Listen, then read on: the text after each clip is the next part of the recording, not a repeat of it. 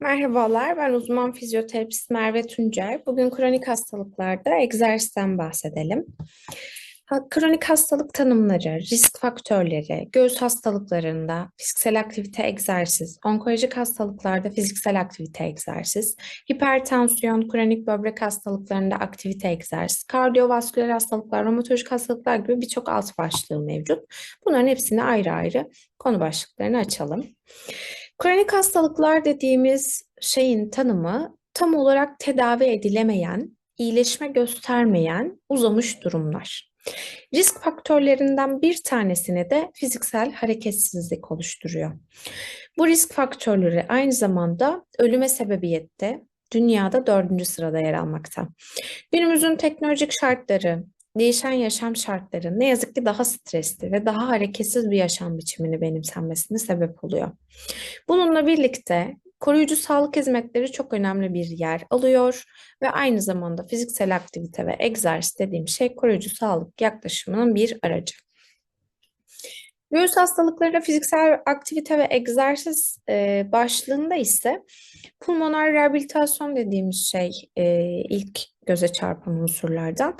Bu kronik solunum hastalıklarında fiziksel emosyonel durumu düzeltmeyi ve sağlığı geliştirici kalıcı davranışlar sağlamayı hedefleyen, hasta değerlendirilmesini takiben bireysel olarak egzersiz eğitimi ve davranış değişikliği yaklaşımları içeren interdisipliner kapsamlı bir uygulamalar bütünü.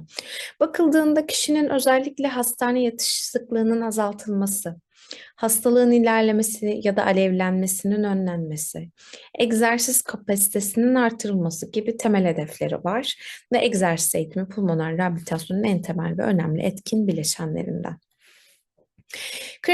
Kronik hava hastalıklarında fiziksel aktiviteye katılım cesaretlendirilmesi açısından kişileri oldukça önem arz etmekte. Bu şu açıdan önemli. Kişiler yorulduğunda, nefes nefese kaldığında, hareketten sonra ağrı hissettiğinde ya da ağrı olacağı düşüncesiyle hareketsizleştiğinde ne yazık ki bu daha kısır bir döngüye giriyor ve bir noktadan sonra daha da kronikleşerek bu önüne geçilemez bir hal almaya daha da yaklaşıyor. Egzersiz seansları bizim için ısınma ve soğuma periyotlarından oluşmakla birlikte 5-10 dakikalık ısınma egzersizleriyle hafif hafif başlayıp soğuma egzersizleriyle de mutlaka bitirilmesi gerekiyor. Program dahilinde esneklik, gevşeme egzersizleri, özellikle yoga egzersizleri gibi daha çok solunum egzersizlerini içeren aktiviteler, denge egzersizleri, inspiratuar kas eğitimleri komponentleri de oldukça önemli. Kontraindikasyon ya da risk faktörlerine baktığımız zaman özellikle kronik akciğer hastalığı olan kişilerde komorbiditeler dediğimiz ekstra eşlik eden hastalıklar ne yazık ki oldukça sık. Bunlardan bir tanesi de yine diyabetes mellitus dediğimiz şeker hastalığı. Bu kişilerde özellikle uzun süreli egzersizde hipoglisemi dediğimiz durumlarla karşılaşılabilir. Dehidratasyon oluşabilir. Bu sebeple de mutlaka ek karbonhidrat desteği ya da su tüketimi oldukça dikkat edilmesi gerekli. Bununla birlikte kişide egzersiz öncesi ya da sırasında çok aşırı bir terleme, yorgunluk, baş dönmesi, nefes darlığı, göğüs ağrısı gibi kan şekeri takibi de mutlaka yapılması gerekiyor. Gibi semptomların izlemi mutlaka yapılması önemli bir unsur.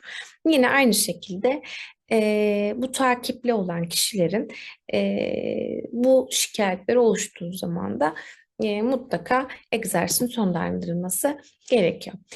Şimdi buradaki resimde, sunumda aslında şundan bahsediyor. Bizim özellikle astım, koah gibi akciğer hastalıklarında nefes çok önemli. Yani aldığımız nefesin kalitesi bizim için önemli. Diyafram solunumu dediğimiz solunum e, bizim temel solunum egzersizlerimizde oluşturmakta. Bu şöyle yapılmakta. Ufak bir uygulama yapacak olursak, öncelikle burundan nefes alacağız. Daha sonrasında ağızdan vereceğiz. Bu müfler gibi. 1 saniyede burundan nefes alacağız. 2-3 saniyede ağızdan nefes vereceğiz. Bu esnada elimizi göğsümüze koyuyoruz ve mümkün mertebe elimizin hareketini istemiyoruz. Yani göğüste şöyle bir hareket yerine daha çok abdominal karın hareketini isteyeceğiz. Bu daha kaliteli bir solunumun temelini oluşturacak. Tekrar yapalım. Burundan nefes alın 1 saniye. Ağızdan verdim 2 saniye.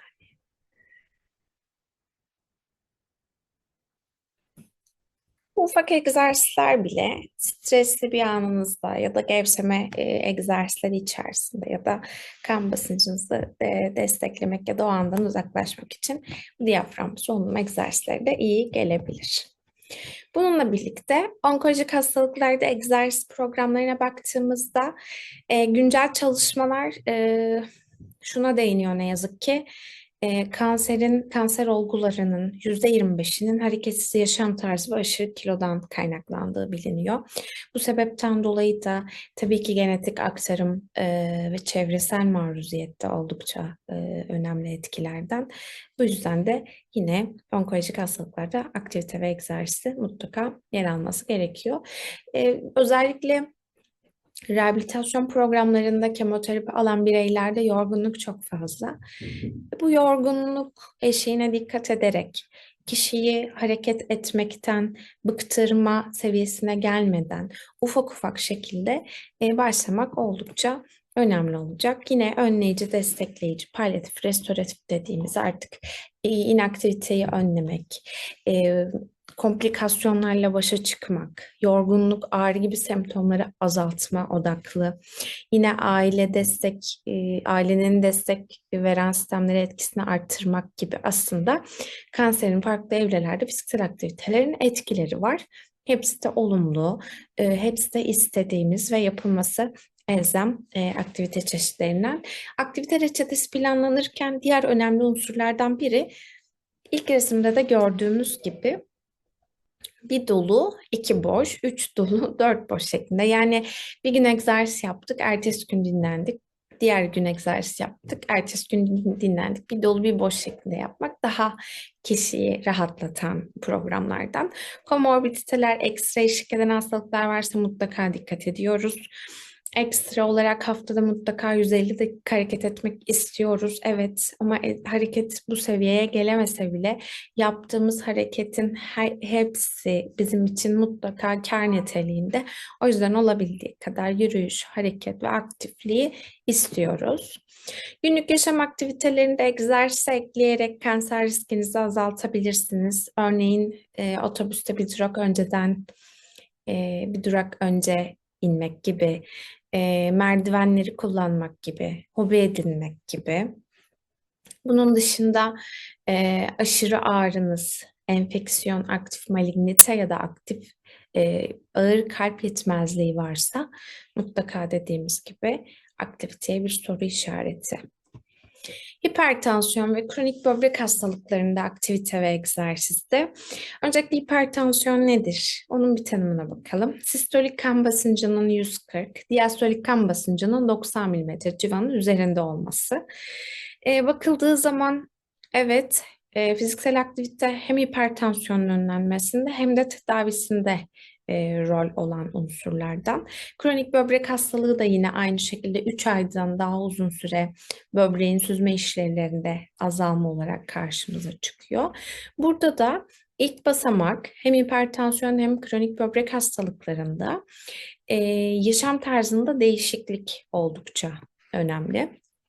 Burada ünlem olarak belirtmemiz gereken noktalar eğer egzersiz süresini 1 saatten fazla tutan programlar kişilere önerirseniz hastaların egzersiz bırakma sıklığı çok fazla artıyor. Bu sebeple egzersiz devamlılığı açısından da bu sekteye uğramış oluyor. Bizim istediğimiz şey daha devamlı, daha kısa süreli olabilir ama devam gerektiren ve devamı olan aktiviteler. Devamlı işte toplam 30-45 dakika haftada 5-7 gün öneriliyor.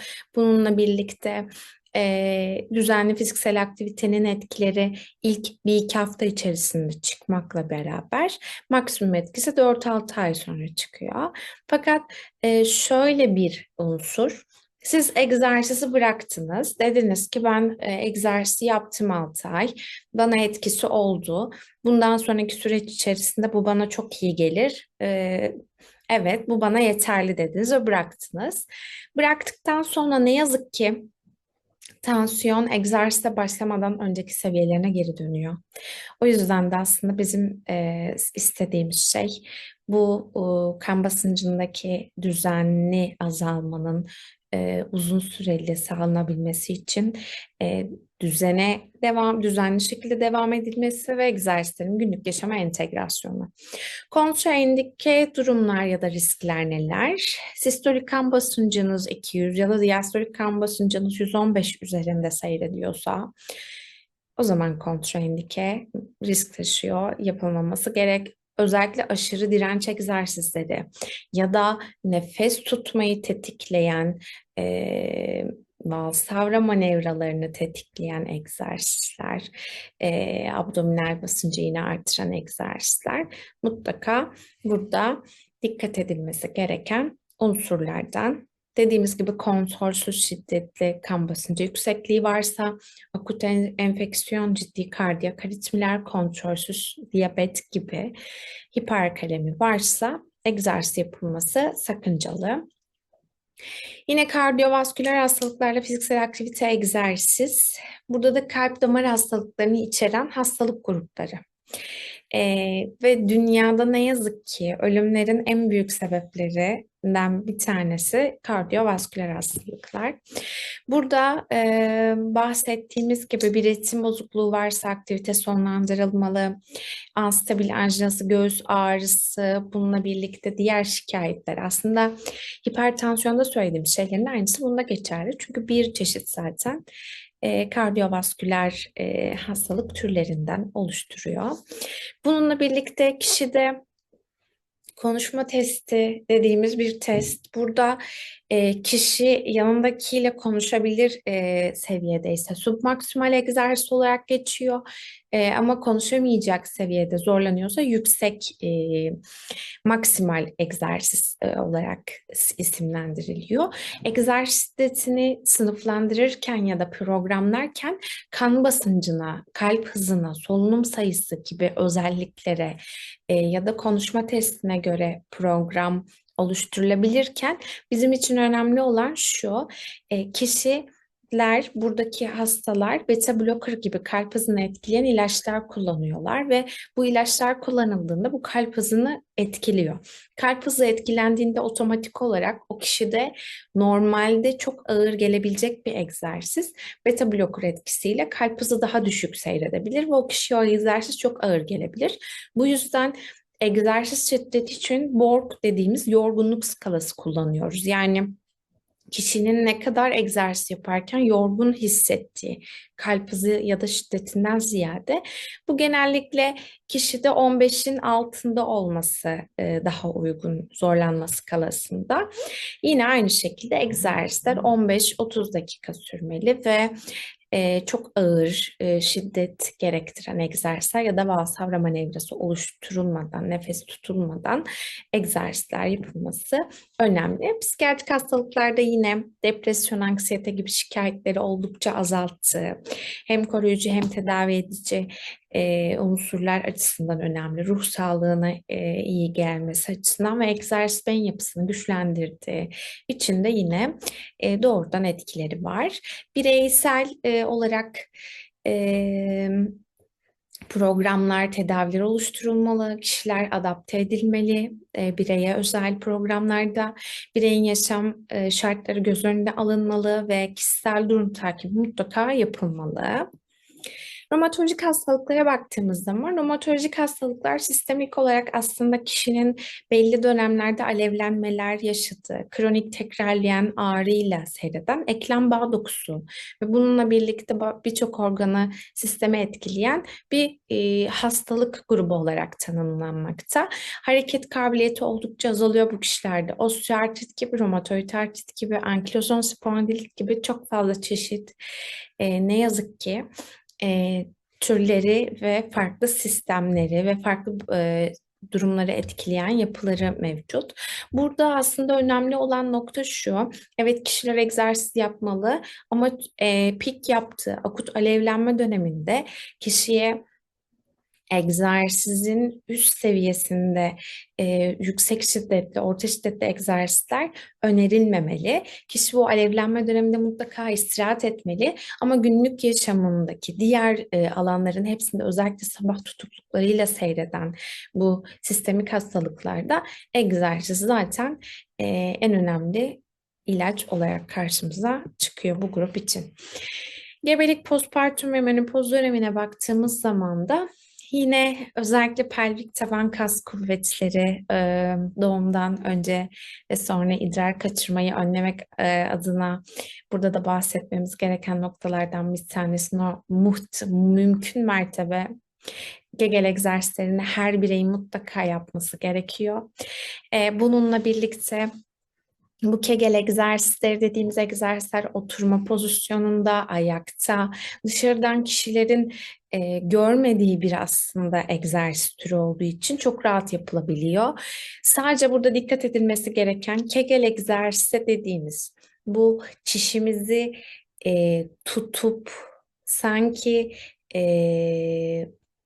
tuvalete yetişmeye çalışırken alt grup kasları kastığımız, popoyu kasmadan çişimizi tutmaya çalıştığımız egzersiz olarak biliniyor aslında. Burada önemli nokta şu, idrarınız ya da çişiniz varken bunu tutmaya çalıştığınızda idrar yolu enfeksiyonlarına meyilli hale gelebiliyorsunuz. O yüzden mutlaka mesanenizin boş olması gerekiyor bu egzersizi yaparken. Yine öğrenmek amacıyla sadece tuvalete bir iki tekrar gittiğinizde çişinizi tutup bırakıp yaptığınız aslında o alt grup kaslarını kastığınız egzersiz Kegel egzersizi oluyor. Tutabildiğiniz kadar tutup 5-10 saniye rahat bıraktığınızda popo kaslarını kasmadan yine pelvik tabanları kuvvetlendirmiş oluyorsunuz. Yine gebelik döneminde ekstra gelecek olursak da kuvvetlendirme, gevşeme, solunum eğitimleri oldukça önemli. Yürüyüşler önemli. Burada diğer detay şu, gebelik öncesinde egzersiz yapan gebeler ve sedanter gebeler olarak iki gruba ayırmış bakanlık ve şöyle bir sınıflandırma var burada. Riskli gebelerde işte ciddi anemi, prematüre doğum riski, servis kısalığı gibi çoğul gebelik de bunlardan bir tanesi. Bir gruptaysanız mutlaka ikinci, üçüncü basamak sağlık kurumuna yönlendirilip herhangi bir şekilde vajinal kanama, ağrılı kontraksiyonlar, baş dönmesi, göğüs ağrısı, baş ağrısı, nefes darlığı gibi ya da amniyotik sıvı kaçışı gibi şikayetler varsa yani kesinlikle egzersiz son verilmesi gerekiyor. Burada diğer bir önemli nokta mutlaka biz hangi egzersiz programını verirsek verelim mutlaka bir kadın doğum hekiminden fiziksel aktivite ve egzersiz yapmasında sakınca olmadığına dair mutlaka bir bilgilendirme notu almamız gerekiyor ve bu süreci ondan sonra devam ettirmemiz gerekiyor. Sedanter gebelerde yine diğer bir nokta dediğimiz gibi riskli ve riskli olmayan gebeler olarak ikiye ayrılmış hareketsiz. Yine aynı şiddetler ve düzen onlar için de geçerli. Egzersiz yapılmasında bir sakınca yoksa kişide mutlaka etmesinde herhangi bir kontraindike durum yoksa mutlaka hareket sağlanmalı ve haftada en az 150 dakika günde 20-30 dakika orta şiddette egzersiz. En temel zaten egzersiz programı ya da en temel fiziksel aktivite yürümek olarak karşımıza çıkıyor ve yine bebek sağlığı için de oldukça önemli. Beni dinlediğiniz için teşekkür ederim. İyi günler.